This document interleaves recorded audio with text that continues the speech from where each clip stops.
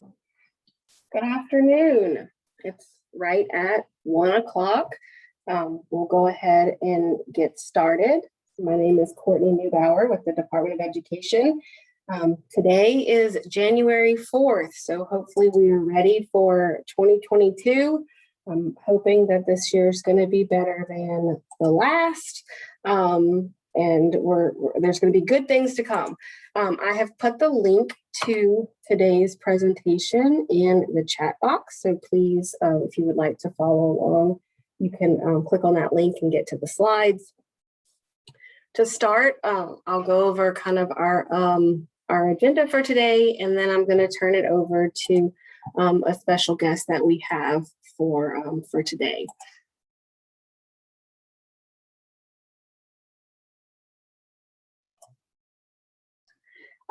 It's now 1 o'clock, and so we're going ahead and get started. I'm really excited today. We have a full agenda. We have No Kid Hungry Louisiana. They're going to present for us for a few minutes. I'm really excited about that. We're also going to go over the Louisiana Festival of Flavors Team Nutrition Subgrant, a little bit about our state oversight plan, pandemic EBT for school year 21-22. And then we've got some really great information about the Medicaid demonstration project.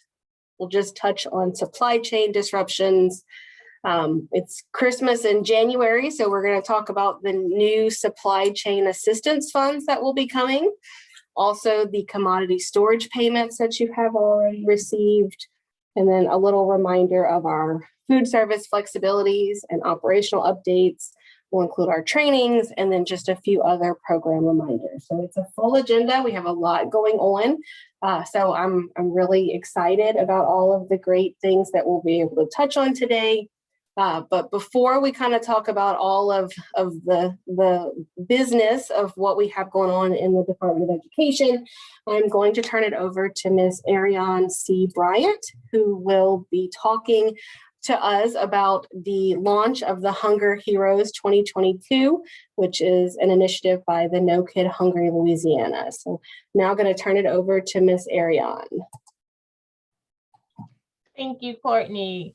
Good afternoon, everyone. As Courtney has said, I am Ariane C. Bryant, the Senior Program Manager for No Kid Hungry Louisiana. I hope everyone had a joyous and restful holiday break. Next slide, please, Courtney. I won't be before you guys long, but I am just so very excited to share that starting today and culminating in the month of March to coincide with National School Breakfast Week, No Kid Hungry Louisiana is kicking off its inaugural 2022 Hunger Heroes celebration. In the most interesting of times, school districts, community organizations, and parish-wide volunteers have really stepped up to fight against childhood hunger. And as a major part of the celebration, we want to highlight the dedicated individuals who have worked throughout this pandemic, and we need you to lead us in their direction. Next slide, please. A hunger hero is anyone who goes above and beyond to make sure that kids have the food they need to grow and thrive. Hunger heroes can be nutrition workers, teachers, school custodial staff, social workers, school bus drivers, parents, anyone connected to a school nutrition program. Next slide, please. Now, through January 25th, we are accepting nominations. So who do you think deserves, or acknowledging, who would you like to acknowledge? Who do you think should receive some love and recognition? We're asking that you help us identify the local hunger heroes in your parish. The very short nomination form details all of the wonderful things your nominee has done over the past few months and why you believe they are deserving of this award. The form can be accessed via our No Kid Hungry Louisiana website, Twitter, in the latest edition of our January newsletter that's set to run directly after this, and via additional outlets throughout the month. Next slide, please. And because no celebration at all is complete without awards, we're planning an extra special, dynamic Hunger Heroes celebration for all of our nominees and winners. Next slide, please. Again, I'm Ariane, and I'll be your main point of contact for this. My email and phone number is listed here if you have any questions, or if you'd like to chat more about your nominee, or if you'd like to share something that's going on in your district. We are always looking for stories to highlight. Next slide, please. Also, as we begin to prepare to move into summer feeding, as a reminder, the No Kid Hungry texting line has moved to a new number. 304-304 is the new number that our partners can use to locate feeding sites in their neighborhoods. Next slide, please. And finally, we are always keeping you connected. Please sign up for our monthly newsletter if you haven't done so already. Check out our state website and follow No Kid Hungry Louisiana on Twitter and No Kid Hungry on Instagram. Once again, we are excited to launch our Hunger Heroes celebration. We want to recognize and acknowledge all of our workers, community workers, nutrition workers, staff, parents, teachers, superintendents, whoever you think has really made a touch point and an impact in our children's lives. Help us to celebrate them. Thank you, everyone. Thank you, Ariane. I am so excited about this. So I know that we've talked, now we're going on almost 2 years of this pandemic, and we've seen all kinds of really great things that have come out of this. And I know sometimes it's hard for us to think about all of the silver linings that have come from this pandemic, but we as child nutrition professionals have really gone above and beyond. So I think this is a great way for us to acknowledge and reward all of the staff that have been hunger heroes throughout this pandemic. So now we're going to jump on to some of our other topics from our agenda. We'll just briefly talk about the Louisiana Festival of Flavors Team Nutrition Subgrant. So if you remember correctly, we talked about this at the last monthly call, and we had a deadline that was in December. So that deadline has been extended, and it is now, the deadline is January the 7th, which is toward the end of this week. So the plan is to develop 2 new standardized recipes that incorporate local agricultural products and regional cuisine preferences.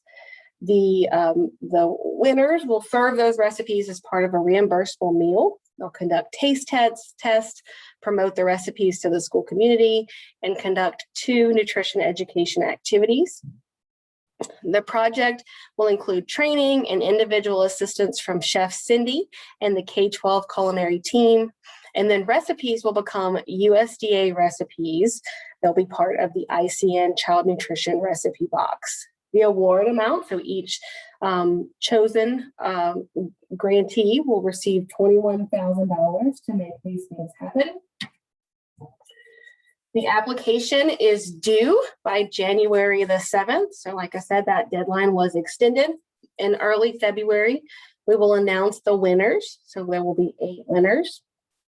From March through August 2022, you will identify the recipes, attend standardization trainings, and then preliminary standardization activities. And then August through November 2022 is when the recipe standardization process will happen. And then the final standardized recipes and incorporation to the menus will be from January of 2023 to March of 2023. And then final reports will be submitted in June 2023. So although this is happening right now, where we're getting these applications in and the announcement of the winners, and there will be some work that will be done between now and August of 2020. The majority of the work will happen in next school year. So, we are hoping that we'll come to the end of this pandemic and next school year will look better than this one has thus far. So we do encourage you to apply for this subgrant. I think it's a really great opportunity to have some of our great local recipes be part of the USDA recipe box. I think that's just awesome. So you can apply by going to Louisiana Fit Kids, and you can access the application. You can review the PDF or the Word version. And then you will then assemble your Festival of Flavors team, which would be 3 people, your project director, the team captain, and another CMP representative. And then start brainstorming your recipe ideas, the local food products, cultural preferences of your region, and then also reviewing your grant timeline and the program capacity. And then you want to complete that application by January 7th. So we don't have much time, but you really want to start thinking about what you want to do and get that application in by the end of this week. So the application is on the Louisiana Fit Kids website. If you go to the website, in the breaking news section, it will pop up there. So the application's easy to access on the website. So hopefully you will all go and apply. The application is only to take you about 45 minutes, and you can cut and paste the information from a Word document into the online application. You can save your application and then resume later. And if you have questions, you can reach out to either Melissa Campbell or Kathy Carmichael regarding the application process, the selection process, or anything regarding this subgrant. So the Festival of Flavors partners, so we have Louisiana Fit Kids, that's our Pennington Biomedical Research Center team. We have Chef Cindy and the K-12 culinary team, and then of course, Louisiana Department of Education, Division of Nutrition Support. Okay, we're now going to just briefly talk about the state oversight plan, just kind of where we are and where we're headed for the rest of the school year. So we've already talked about this, that all of the reviews at this time will be conducted off-site. The site reviews will be virtual until it is safe to resume in-person site reviews. So we had hoped that we would be in person at the beginning of the school year, but we know that multiple variants have happened with COVID-19. And so, in-person visits are just not something that is even in our near future. So our administrative reviews can happen if school systems are operating seamless summer. So that is what we are reviewing for the most part this school year. So we are reviewing all of those school systems that were originally scheduled in 2021, and they've now been postponed to 21-22. The review dates and the document due dates can be found on the CNR support website. And as a reminder, the review date is listed as the Monday of the review week. And then CN Resource will coordinate the exact dates of the site visit or visits with the SFA. We have also revised the review schedule on the CMP website, and it has the review dates listed on there as well. And the slides and the video from the October 19th training can also be found on Louisiana Fit Kids. By this point, if you're one of those school systems that are up for review, you should have had conversations with CN Resource. If you're still kind of not sure what's going on and you know you're up for review this year, please reach out to us so we can make sure that we get you in the right direction for those reviews. We had a few reviews that did happen in December. We have some that are happening in January, and the majority will be in February, March, and a few in April. So really, the reviews are really going pretty well, but they're going to start having more and more of them as the rest of the school year goes on. So if you have not had communication with CN Resource for your review, please reach out so we can help you get there. So the on-site monitoring waiver allows for the on-site portion of the administrative review to be conducted off-site, but also that waiver allows for the SFAs to do their on-site monitoring through off-site means. So this is the on-site monitoring that's due by February 1st. So we're now in January, so you all should be finishing up or finished with your on-site monitoring of your sites, because those are all to be completed by February 1st. So this monitoring requirement for Seamless Summer are the exact same as National School Lunch. So that traditional on-site monitoring form is what you will be completing. So if you have not started those, you need to really get busy. You have less than a month now, but you can complete those through off-site means during COVID-19. There's also a waiver of the on-site monitoring requirements for state agencies in the CACFP. So the effective dates of that waiver are October 1 through 30 days after the end of the emergency. And this also allows for the on-site portion of the monitoring review to be conducted through off-site means due to COVID-19.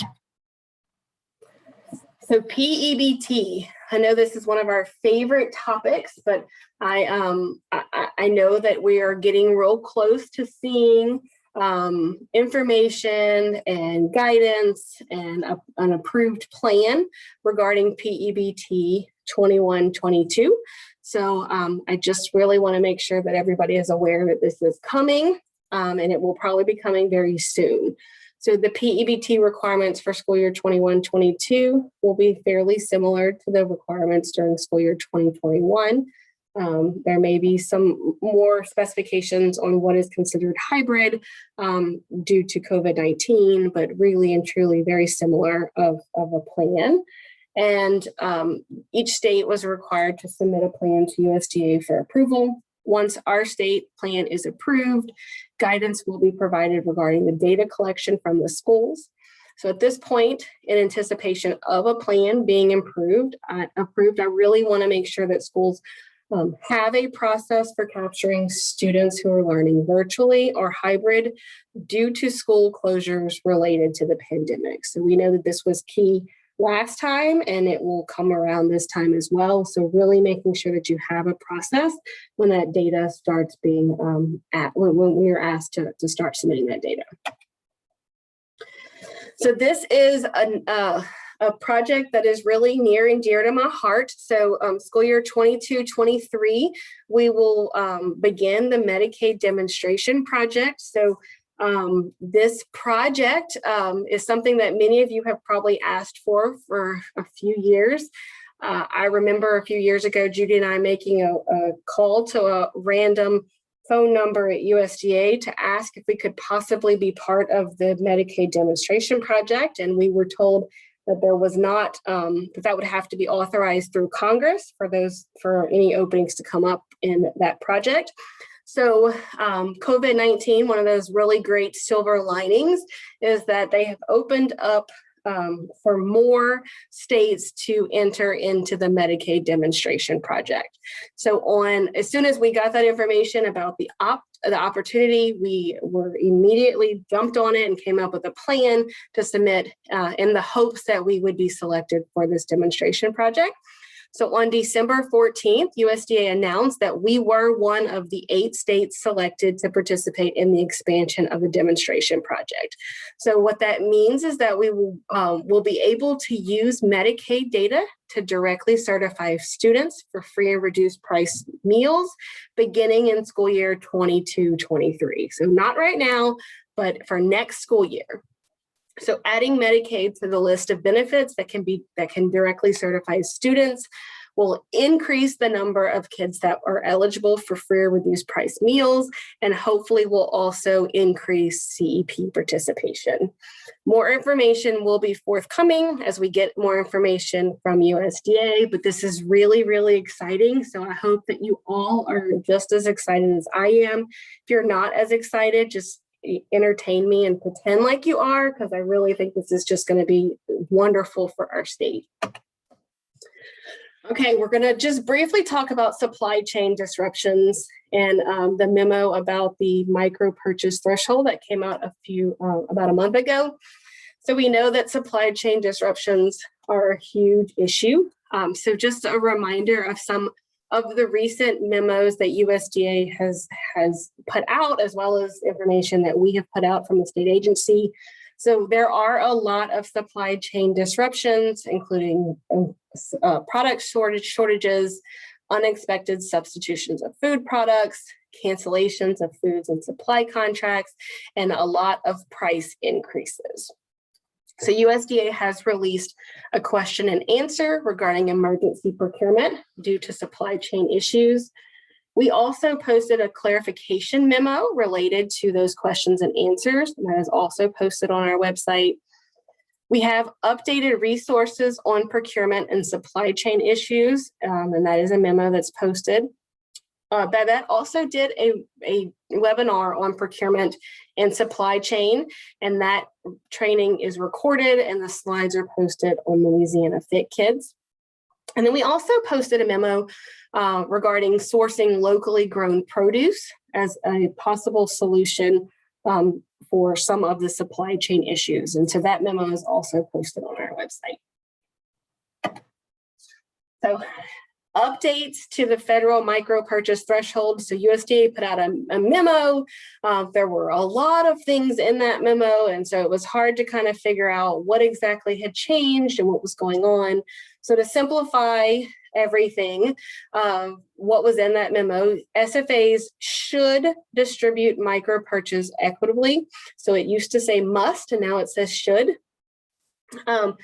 When you award, you should, without competition, you can do so if the price is reasonable. And what was added was based on research, experience, and purchase history. So that the explanation was not originally included. And then if you do award without competition, you must maintain documentation of how the price was determined to be reasonable. So basically, these are the main changes that we saw in that memo. Okay, so on to another really exciting topic. So the Supply Chain Assistance Fund. So these are, in short, going to be called SCA.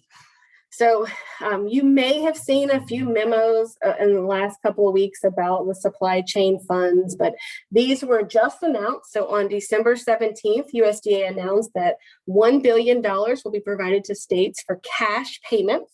And those are going to be known as the supply chain assistance funds that schools can use to purchase foods for their school meals programs.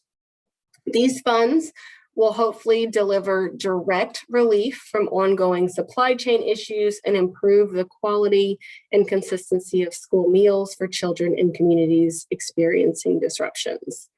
So we as a state are going to receive $16 million in supply chain assistance funds, which will be distributed to National School Lunch participating schools, which includes our public, tribal, charter schools, nonprofit, private schools, as well as our RCCIs.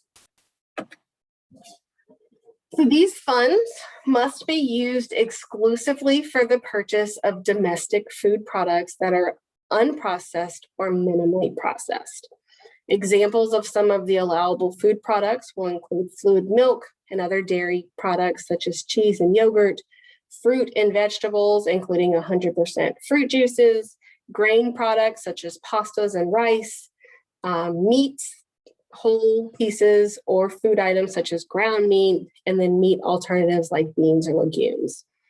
Foods in a wide variety of minimal processing states, so it can include whole, cut, pureed, and or forms of fresh, frozen, canned, dried are allowable. The Buy American requirements. So one of the main differences between the monies that are received under this this grant and what we normally see in nutrition and in our child nutrition programs is that normally school systems have to take steps to try to make sure that the products are domestic, but there are ways that they can, there are exceptions to purchasing American products. So under this grant, there are no exceptions. All products purchased with these funds must be domestic. So SFAs must make sure that the products purchased are domestic and consistent with the measures taken for all other purchases, and that there are no exceptions to purchasing domestic. They have to be domestic products. Some of the products that are not permitted would be foods that are generally understood to be significantly processed or prepared. So that crushed tomatoes, shredded cheese, whole wheat flour, and sliced vegetables are all food items that individually are allowable for purchase. But a pre-made pizza, which comprises those same ingredients, would not be allowable. Other examples of unallowable products would include baked goods, such as breads, muffins, or crackers, prepackaged sandwiches or meals, or other prepared or pre-cooked items, such as chicken nuggets that come ready to eat or that require no further preparation beyond heating. And then also non-domestic food products cannot be purchased with these funds. So these funds can be used to support national school lunch or school breakfast programs, and can only be used by SFAs to purchase unprocessed or minimally processed domestic food products. So under the National School Lunch Program, that also includes the National School Lunch Seamless Summer option. So you can use those if you're operating Seamless Summer, and also the National School Lunch After School Snack, since these are components of the National School Lunch Program. If an SFA is operating other programs like the Fresh Fruit and Vegetable Program, the Summer Food Service Program, and or the Child and Adult Care Food Program, these funds cannot be used with those programs. So the purchases must be limited to the purchase and use of domestic products to support only the National School Lunch School Breakfast Meal Service. So state agencies are encouraged to begin issuing funds as soon as practicable, and preferably no later than March 1st. So we have to have all the funds obligated by September 30th, 2023. So how will the funds be allocated? So we will start with that full amount that we mentioned earlier, so the $16 million. And then from there, each SFA will receive a base payment of $5,000, which will not be much of that $16 million. So then the remaining funds will be allocated in proportional amounts based on the School Food Authority's share of the statewide school enrollment. So we are going to look at enrollment from October 2021 to then determine the additional monies that will be paid out on top of that $5,000 base payment. So a bigger school system that has a higher enrollment is going to receive more money than a small system that may have a very, very small enrollment. School systems are required to maintain documentation supporting their food purchases and make sure they are allowable for this purpose. And then the funds will be deposited to the nonprofit school food service account. They do not need to be separated from other monies within the account, and they're not tracked separately. But you do need to make sure that these monies are spent on domestic, unprocessed, or minimally processed products. Before funds can be provided to SFAs, we at the state agency will develop and distribute a attestation statement to all of our SFAs, and those attestation statements will contain the following requirements, so that you have to attest that you are experiencing supply chain disruptions and related financial difficulties, and that there's a need. You will only use the funds to purchase domestic, unprocessed, or minimally processed foods. You will not use the funds for any labor, indirect, or other administrative expenses. You'll comply with the record keeping and review requirements, and that you'll comply with all of the federal procurement and financial management requirements.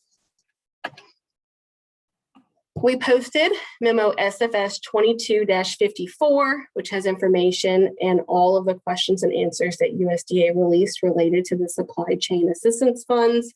Once more information is received from USDA, we will host a training specifically on these funds, and information regarding the required attestation and the allocation will be forthcoming. So we are just beginning this step of allocation and determining the enrollment to be able to allocate the correct amounts out. So we're not quite ready to where you're going to be receiving any of this, but it is coming, and it will be coming very soon. So the goal is by March per USDA. So I expect this to be in the next month or so. You'll start getting more information. So now the payment that you should have already received is the commodity storage payment. So over the last few years, we have had sufficient administrative funds available at the end of the federal program year, which allowed us to provide some assistance with the cost of commodity storage fees. So this year, we did determine that we had sufficient funds and we were able to provide some assistance. So the costs which were charged by LDAF and payments received by LDAF, we used our funds to apply toward those amounts. So according to appropriation control, payments should have gone out December 21st via electronic funds transfer. Reminder about some of the school year 21-22 food service flexibilities. We know what all waivers are out there, but I considered taking this out for this training. But then I kind of started to think that as every school is starting to come back after Christmas, we're seeing changes in learning styles, and we're seeing the mask mandates coming back. And so I started to think that maybe some of these flexibilities that we may not have been using so much at the beginning of the school year may start to be more important as we go on through the school year. So we do still have the meal service flexibilities, the non-congregate feeding, the meal service times, and parent guardian pickup. There is also the meal pattern flexibilities, which we'll talk on in just a moment. PEBT, we know it's coming, so please be ready when we do get that information. And then our school systems, most of you are operating the seamless summer option using those higher summer food service reimbursement rates, and those are good for the entire school year. One thing I just want to briefly mention about that is those rates that you've had for this school year, those were good through December 31st. So there will be a new rate starting this month for January 1st. We do not have those rates from USDA yet. So hopefully that will be coming soon. So mid to late January, we're hoping to have that.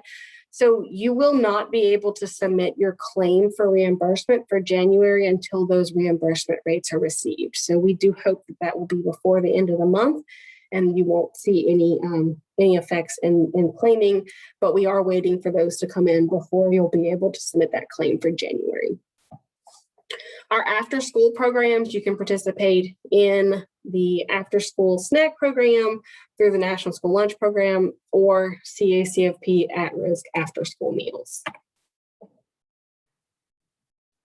The delivery of meals to homes is allowable based on the non-congregate and the mealtime flexibility waiver. I'm wondering, as we start to see possibly more virtual learning, if there's going to be more delivery of meals to homes. So I just really wanted to remind you that you must obtain written consent from households of eligible children that receive these meals. We have to approve your plan here at the state agency prior to providing meals to the homes. So if you're thinking about what you may be doing if schools return to virtual learning, we do need to approve those plans ahead of time. And if we approved your plan and that plan has changed, you need to submit a new plan. So we need to approve the plan that is actually happening. So if we've approved one plan and you change it, then we need to approve the new plan.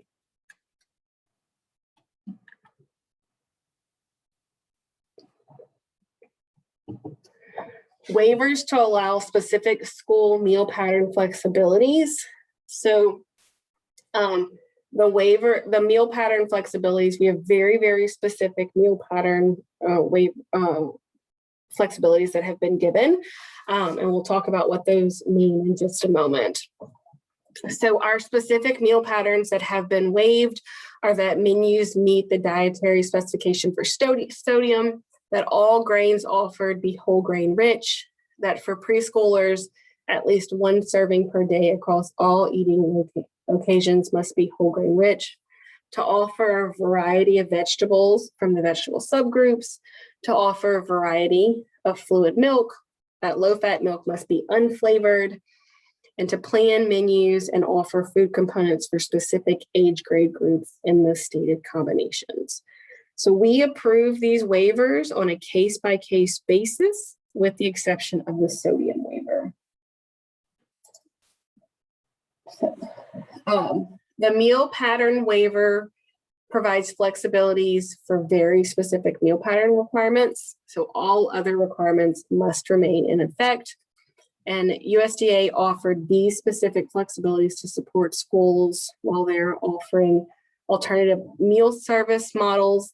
It wasn't really intended to support all of the supply chain issues that we are seeing now.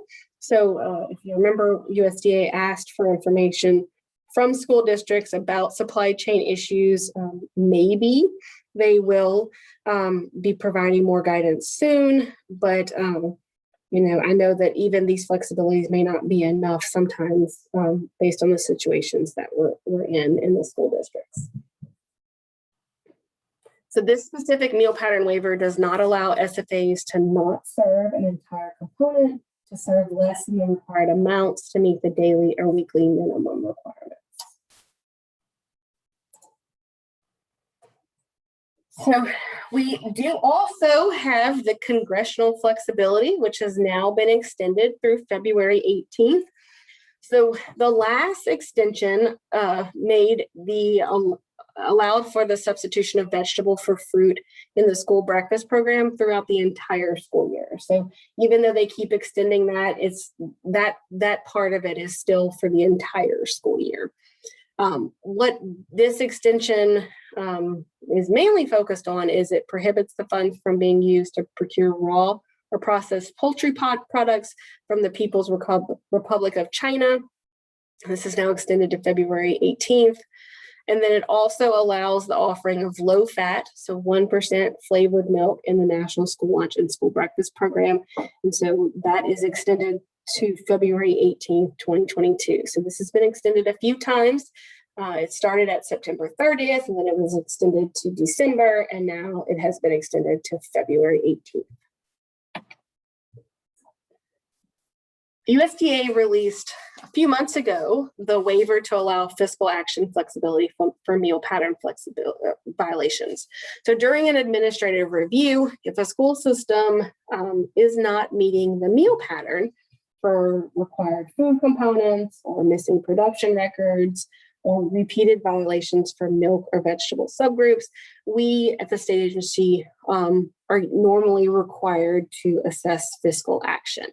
What this waiver allows for is for us to not assess fiscal action if those meal pattern violations were related to supply chain issues. So during a review, if we see these types of errors occurring and it's related to supply chain disruption, then we do not have to assess fiscal action. And this waiver is through the entire school year. There are also waivers to allow specific meal pattern flexibilities in the child and adult care food program. And once again, those are very specific flexibilities. And the flexibilities for CACFP are that at least one serving per day of grain must be whole grain rich, that crediting of grains by ounce equivalents must be fully implemented by October 1st, and that low-fat milk must be unflavored. USDA has also released some flexibilities for CACFP during COVID-19 related to supply chain disruptions. So state agency and sponsoring organizations should use discretion to provide technical assistance in lieu of fiscal action when the non-compliance is related to supply chain issues.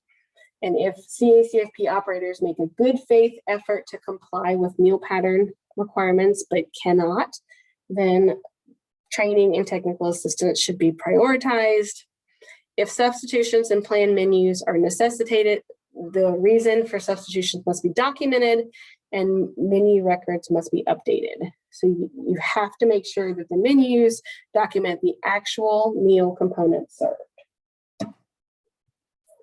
The meal pattern waiver elections So due to the continued disruptions, USDA is allowing the state agency to extend the meal pattern flexibilities through June 30th. So originally we had those waiver flexibilities for meal pattern only go through the end of the calendar year, so through December, and we have been given permission to extend those throughout the remainder of the school year. So if you had one of those meal pattern flexibilities, it was released back to you for you to change that end date. If you haven't already submitted that back to us, please do so. If you then determine that you need to submit additional meal pattern flexibilities due to changes in the supply chain, you can absolutely ask for that to be released back to you and make a change. Or if you haven't submitted it yet, you can go ahead and submit that at any point. So operational updates. We seem to be getting a lot better with claiming. So as the school year has gone on, we're seeing that claiming is getting better and better. But we need to make sure that there is no double entry for breakfast and lunch meals under both areas of the claim. So you should not be claiming under both National School Lunch School Breakfast Program, which is the white section at the top, and then also the Seamless Summer section. So breakfast and lunch needs to be in one or the other. And for most of you, that is going to be in the Seamless Summer section. There also should not be double entry of snacks. So if you're operating the National School Lunch after school snack program, you should not also be claiming those snacks under CACFP at-risk after school snacks. We do have a slide and video from our claim training, which was done on October 13th, and that can be found on Louisiana Fit Kids. I include this slide pretty much in all of the updates just because I think it's a great quick reference for the questions and answers related to the child nutrition operations for this school year. So this provides clarifications for all the things that have come from USDA thus far. So we have our first questions and answers, which is posted on the website as memo SFS 21-X184. We have another memo, SFS 21-X197, which was a previously issued questions and answers that was then updated for this school year. We have memo SFS 21-X205, which was related to CEP operations. And then the fourth is memo SFS 21-X255, which is the question and answers related to CMP operations for school year 21-22. So this isn't new information. These all have been around since the beginning of the school year. But I think it's really great to have them in one central location so you can click on them if you're trying to find an answer to a question that you know USDA has already released. So meal applications, I know it's January, so the question is, why are we still pushing meal applications? And the main reason is because I really have a feeling that we're going to be getting PEBT information very, very soon. And you're going to see that families are really going to start wanting to submit applications if they're newly eligible for PEBT.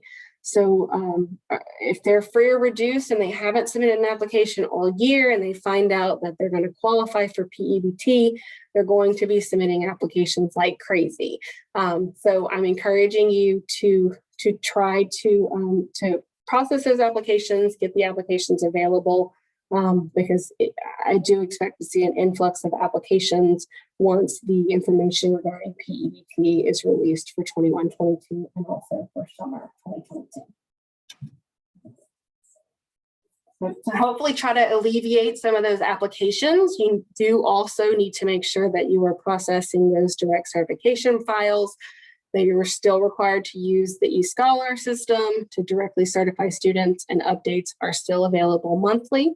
You do have a requirement to notify households of their direct certification eligibility.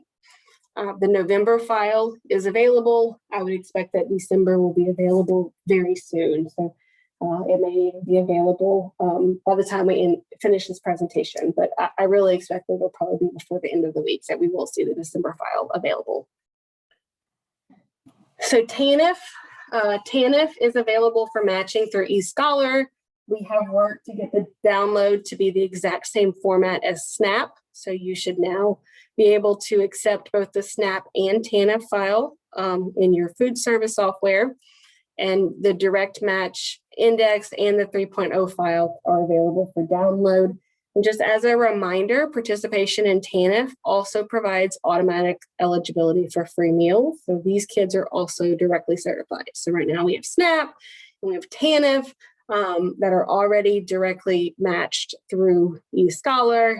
And then we will have Medicaid and coming in school year 22-23, and then all of those other homeless, migrant, runaway that also qualify students for free meals. The verification summary form. So I know we did a big push to have those submitted before the beginning of the Christmas holidays, but there are still a lot of school systems that have not submitted those forms. So even if you did not complete the verification process, you still have to complete the verification summary form. So everybody, including the residential childcare institutions, our district-wide CEP systems, and our school systems that did not have any applications on file as of October 1st, must submit the form. And the form is available for completion now, and the due date is January 10th, which is right around the corner. So procurement update. So on December 22nd, Governor John Bel Edwards did extend the emergency provisions due to COVID. That's in Proclamation 235 JBE 2021. And this includes the suspension of the public bid law through January 19th, 2022.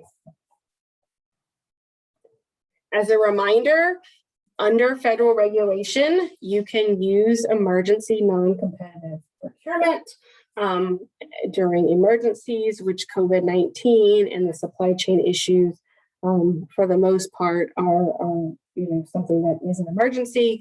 But if there is something that is unrelated to COVID-19, then you are still to follow the traditional procurement processes. Training updates. So the first thing is the Feeding Children Summit, which is going to be next week. So Thursday, January 13th and Friday, January 14th. And it will be at Pennington Biomedical Conference Center. The registration is free. You can click on this link in this presentation and it'll take you to the website where you can register. And this is a collaborative event to discuss where children eat, how children eat, and what children eat. So we know that child nutrition directors and staff are a big part of where, how, and what children eat. Training updates. So we have posted our January trainings on the website. Training slides and recorded videos are also posted. Do note that there are some trainings that the recording is not posted, and those are usually because I forget to resume the recording before I start talking. So if any of them are not available, more than likely that's my fault. But for any ones that we do I remember to push record. Those are available on Louisiana Fit Kids. After the training, you should please complete the questionnaire and evaluation. And also you'll receive a confirmation of attendance and the training hours in the training codes. And Kathy just made a reminder that for meetings at Pennington, there is a mask mandate. So for that summit that's going to be next week, there would be a mask mandate at Pennington. And that's part of the LSU campus, which is also, they're requiring masks on all indoor facilities at LSU. Attendance is going to be limited, so please register soon for that Feeding Children Summit. So we just have a few trainings scheduled for January, and that's the Wednesday, January 19th Civil Rights Training, and Thursday, January 27th FSMC Contracts Training. Our next monthly call is Tuesday, February 1st. I also do expect that we will probably have a training either in January or early February regarding the supply chain assistance funds. So do look for that to come in the next few weeks. We are having a January virtual manager training. So it's going to be offered this month. Training dates are January 11th through 27th. The assessments are also going to be conducted online. All participants are required to be proctored by the child nutrition director and or his or her designee. And you must make sure that the school system has a location for accommodation to take the test and also have supervision. So the memo SFS 22-45, you can refer to that for more information. And the registration information is also posted on Louisiana Fit Kids. We do still offer manager training to individual groups. So directors can request a manager training class for their SFA or a combination of SFAs. This is at no cost to the SFA, a minimum of 10 participants. It can be either virtual or in person, and the schedules can be customized. And there is a registration link, which is available on this slide. More information in memo SFS 21-92. You can also contact Melissa Campbell for more information. Other quick reminders, health inspection requirements. So by regulation, schools shall obtain a minimum of 2 food service inspections during each school year. You are required to request in writing 2 health inspections per year, once at the beginning of the school year with a follow-up request by April 15th. If they are not, if they haven't been completed and received before that time. You must submit that information, so those dates, you must submit those to us. And if not, then it could jeopardize your claim for reimbursement. So during the submission of your March claim, a reminder will appear prior to submitting the claim, and you must provide a response. And in the April claim, you will not be allowed to submit the claim beginning in April until the health inspection report has been done for each of the sites.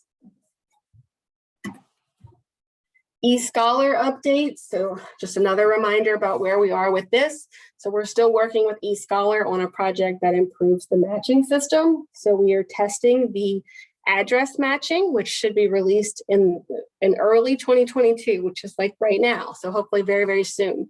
So this system allows you to, it's going to run a match against our already matched students that live at a certain address, and it's going to compare that to the enrollment information provided by the school systems and look for kids with similar addresses. And then from there, the school system can make a match if that is a family member of that first child. So this is going to be released very, very soon. Our new eScholar system will also support multiple agency programs. So in addition to SNAP and TANF, which were already there, we're going to have foster care, migrant students, the DC extended through address matching, and then also the ability to manual match students. All of this information in eScholar will then feed into the CEP manager, which is going to be released in time for April 2022 CEP population data. So we want to make sure that all of our matches, including manual matches and address matches, are completed in eScholar, because this is going to ensure the correct population data will be in the system. Okay, that is the end of the presentation for today. I did see a question that I wanted to go ahead and answer about whether or not there will need to be another seamless summer application for January on, and the answer is no. So if you remember last year, we had 2 program years and everybody was operating summer food service, so we had to redo applications in January. National School Lunch Program operates on the school calendar year. So the application that you filled out at the beginning of the school year is for the entire school year. So even though the reimbursement rates are related to summer food service, the application is already submitted and approved throughout the entire school year. So you do not need to go in and make any updates to the application unless you have revisions that you need to make. So the only thing that's going to change effective January is those reimbursement rates, which is something we will put in on our end once that information is received from USDA. Okay, if there are any other questions, please post them in the chat box. I know there's some really exciting things coming. So between the supply chain assistance funds, the money that you should have received for the commodity reimbursement, and then the Medicaid demonstration project, as well as all the exciting things that are going to be coming from eScholar in the next few months with our new release of the CEP manager and address matching. We have a lot going on. So I really hope that you are just kind of excited about some of this. I know I'm very excited about most of the stuff that's about to really start happening. I know that you're all very much overworked and understaffed at this point, but I hope that you're just as excited about all of the exciting things that are to come. But there's a question about if there's a virtual day and you're still providing meals, will they possibly be receiving PEBT? And because there's a lot of supply chain issues. So the exact requirement of who will or will not qualify for PEBT, I don't know that we're quite ready to say at this point. I know I don't have that information. And so once that information comes from DCFS and education technology, where they have a clear plan of what will qualify, then we will get that out to you. I know there is a huge issue with the individually wrapped and supply chain issues. There we can talk about whether like that you are not required to provide meals when kids are learning virtually.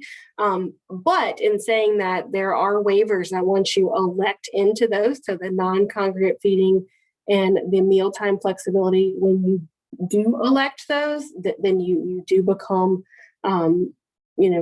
required to serve. So if you're not wanting to serve kids, except for when they are on campus, learning in classrooms, then we need to look at your waiver selections and see if we need to make some adjustments there to where you wouldn't necessarily have to feed those kids. So we just need to look at it individually, because election of some of those waivers, just in case, may put you in a place where you are obligated. So we need to make those adjustments to the waivers to allow you that flexibility if you're not wanting to serve because of supply chains. If you go to the link for the Feeding Children Summit, I'm not sure if there's an agenda that has been posted just yet, but I know they were hoping to post an agenda very soon. I do understand that for a lot of you, that agenda is necessary for travel. So I'll make sure that our staff that's working with the organization hosting this, to make sure that gets posted on the website very, very, very soon. So we do have another contact. It's not Pennington. So Pennington Biomedical Research Center is just the location, but we have another organization that is hosting that training. So we'll make sure that agenda gets posted ASAP so that you can submit that for travel purposes. Are there any other questions or comments?